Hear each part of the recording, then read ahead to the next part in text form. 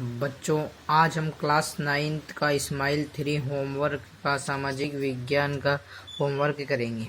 अध्याय 2 भारत का भौतिक स्वरूप। इनके प्रश्न उत्तर करेंगे। पहला प्रश्न है, उत्तरी मैदान का निर्माण किन 3 नदी प्रणालियों से हुआ है? उत्तर है इसका, भारत के उत्तरी मैदान का निर्माण सिंधु, गंगा एवं इनकी सहायक नदियों के द्वारा हुआ है।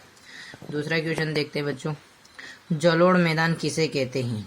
नदी घाटी में जलोढ़ के निरपेक्ष से निर्मित समतल मैदान जैसे बाढ़ का मैदान, डेल्टा आदि।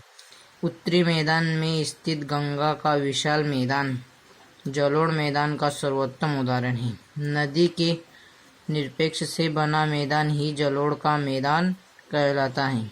अब हम दूसरा क्वेश्चन देखते हैं, नदी द्वीप किसे कहते हैं? नदी द्वीप किसी नदी के बीचों बीच उभरा एक भूमिखंड है जो नदी द्वारा बहकर लाई गई मिट्टी और रेत के द्वारा बना हुआ होता है। बच्चों, अब हम अगला क्वेश्चन देखते हैं, विश्व का सबसे बड़ा नदी द्वीप कौन सा है? तो उत्तर इसका, विश्व का सबसे